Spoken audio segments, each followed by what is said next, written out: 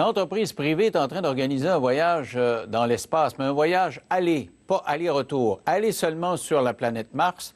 200 000 personnes se sont montrées intéressées par l'expérience. Il y en a 1000 qui ont été retenues, 1078, parmi lesquels, 1058 en fait, parmi lesquels on compte une centaine, 75 Canadiens, dont 7 Québécois.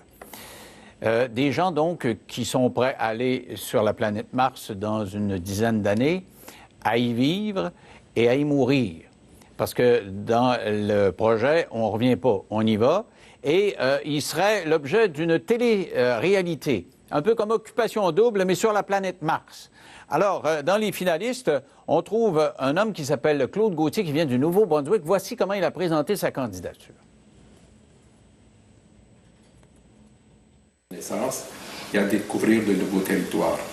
Ce sera une aventure formidable auquel j'aimerais participer. Selon moi, l'humour est un bon moyen de faire passer un message.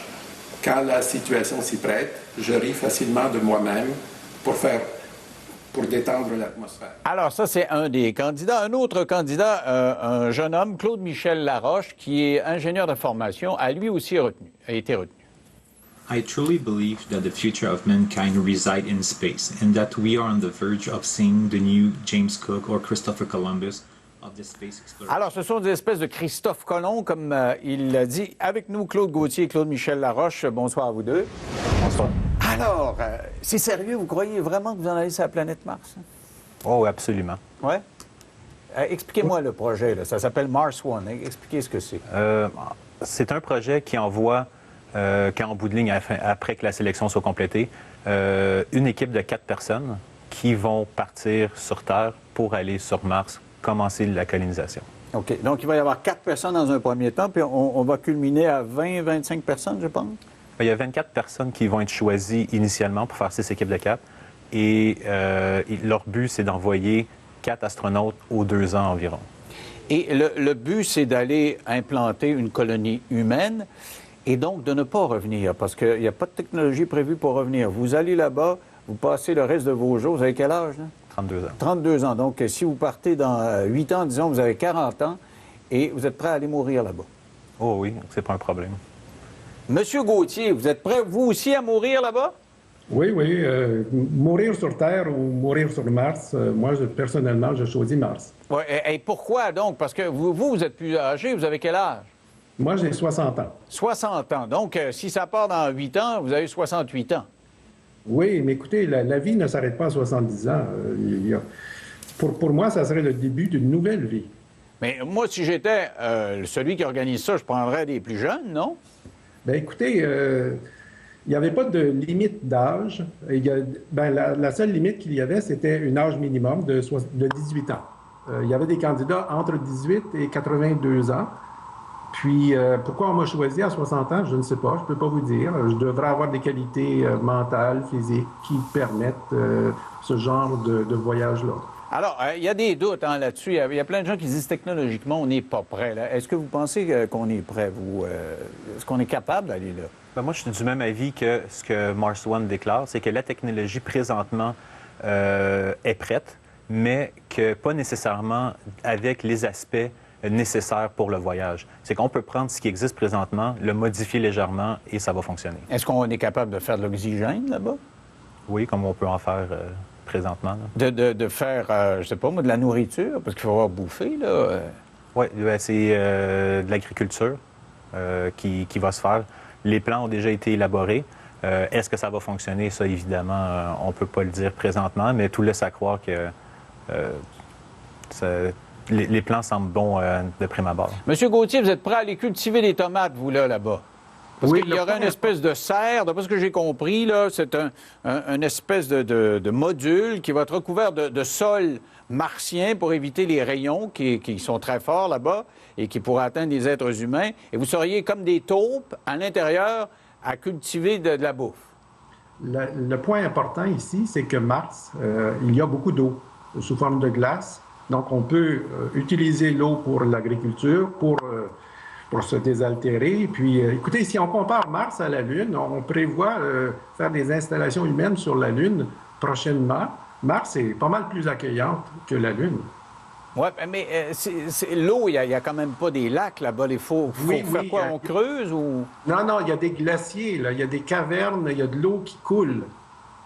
Mais Les observations le permettent de l'affirmer. il faut le trouver tout de suite en arrivant. Là. Vous n'aurez pas 6 mois là, pour trouver de l'eau en arrivant. Là. Ça vous en prend tout de suite? Je suis persuadé que l'endroit qui sera choisi pour l'installation humaine tiendra compte de l'eau disponible. Aussi, si je peux me permettre, le sol martien était, comme qu'on a découvert avec Curiosity, en dessous d'une fine couche de surface, si on veut, il y a de la glace. Donc, en ramassant la surface, on peut, par procédé d'ébullition, aller chercher l'eau contenue dans la terre pour, après ça, la stocker dans des contenants.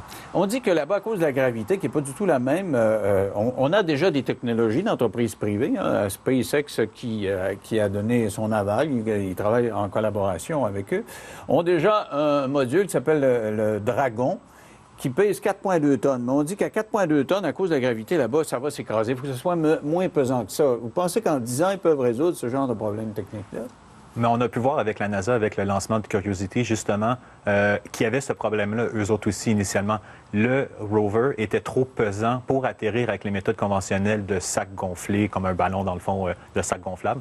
Puis il a fallu qu'ils inventent et qu'ils espèrent que la méthode fonctionne.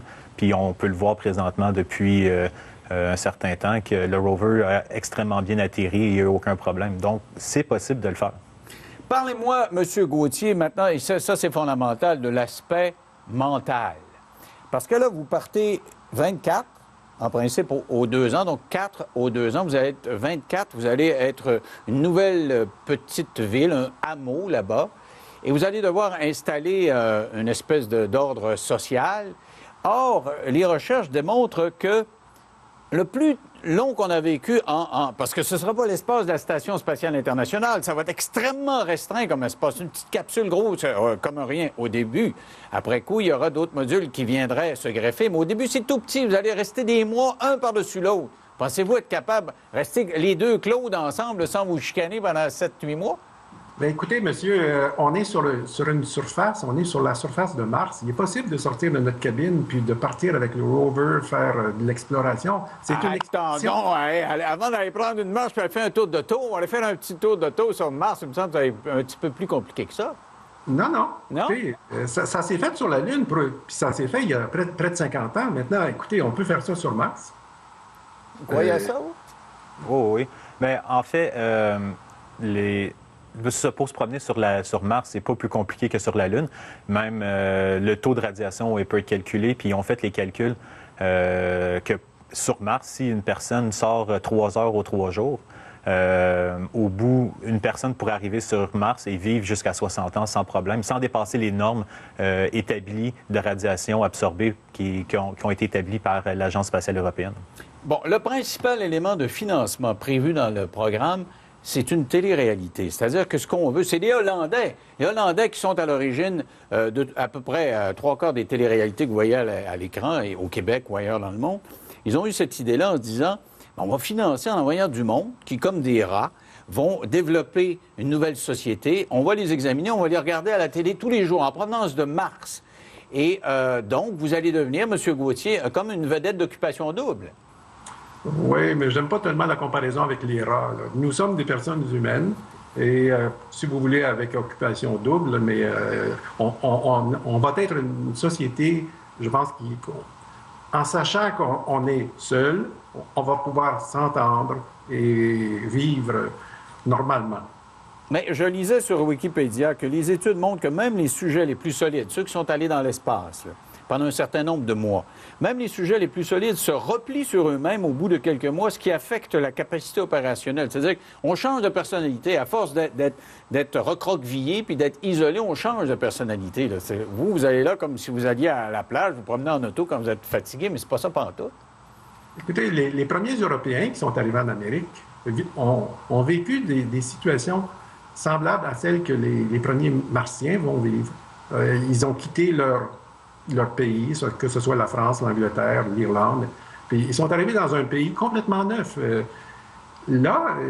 Puis c'était difficile aussi. Imaginez les gens qui vont en Antarctique, là. Les premiers qui sont allés découvrir l'Antarctique, c'était aussi terrible que va l'être l'émission sur Mars. C'est un milieu très hostile, mais c'est vivable. Alors, quelle est la motivation d'un jeune homme de 32 ans d'aller là-bas? Avez-vous des enfants ou une femme, quelque chose? Non, pas présentement. Mais ma motivation principale, c'est vraiment, d'après moi, le fait d'aller sur Mars, c'est juste une question de temps. C'est quelque chose qui va être fait. C'est certain, c'est indéniable.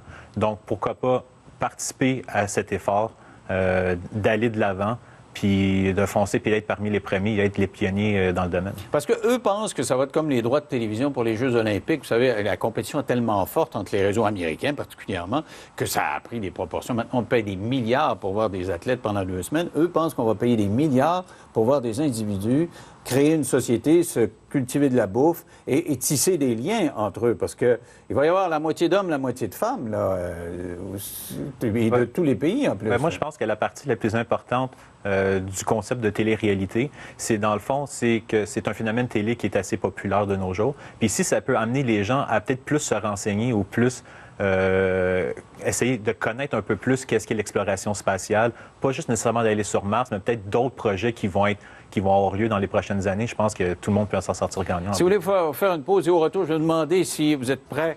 Vous êtes prêts à mourir, là, mais êtes-vous prêts à fonder une famille, à faire des petits martiens? Parce que s'il y en a qui naissent là et qui ne peuvent pas revenir, ça va être des martiens dans 3 minutes après la pause.